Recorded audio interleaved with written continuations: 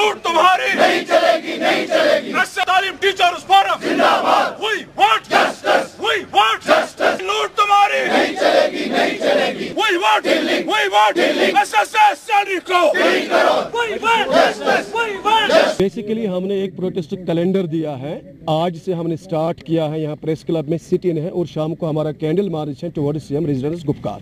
उसके बाद कल और परसों हमारे पूरे जम्मू कश्मीर में प्राइमरी और मिडिल स्कूल बंद रहेंगे। उसके बाद 7 मई को हमने सेक्रेटरीट घेराव दिया, जिसमें तमाम रहबर तालीम 41,000 जो SSS स्कीम में आते हैं, सरकार ने एक मामूल बनाया है 4 महीने के बाद 1 महीने वो सैलरी छोड़ते हैं, जैसे भिखारियों को कोई भीख देते हैं। वे आर नेशन बिल्डर्स।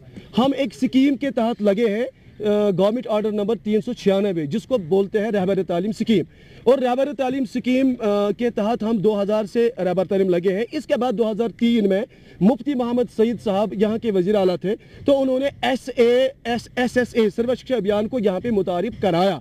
और उसके इसमें जो SSA टीचर लगाए, उन्होंने रहबर तालीम स्कीम के तर्ज पे लगाया। रहबर तालीम स्कीम जो है, मैं अपने मिनिस्टर साहब को क्लियर करना चाहता हूँ। वो कहते हैं सिस्टम में खराबी है। सिस्टम में अगर खराबी है, सिस्टम में खराबी हमने नहीं की है। सिस्टम में कौन लोग बैठे हैं? सिस्टम में वही लोग बैठे हैं। तो फिर मुफ्ती मोहम्मद सईद साहब ने खराबी पैदा की है। मैं महबूबा मुफ्ती जी से ये सवाल करना चाहता हूँ। उन्होंने रहबर तालीम तर्ज पे 41,000 SSA टीचर्स को जॉब दिया है, टीचर लगाया। इसमें क्लियर है 5 साल के बाद रहबर तालीम एक जनरल लाइन टीचर बनता है, परमानेंट हो जाता है, मुस्तकिल होता है। And we all are here 41,000 Rehbar Taleem teachers under SSA scheme. We are general line teachers. तो फिर हमें सैलरी 4 महीनों के बाद 1 महीना दिया जाता है। हमारा मुतालबा है SSA सैलरी को डीलिंग करो from MHRD and it should be absorbed in the state budget, ताकि सैलरी हमें रेगुलरली मिले।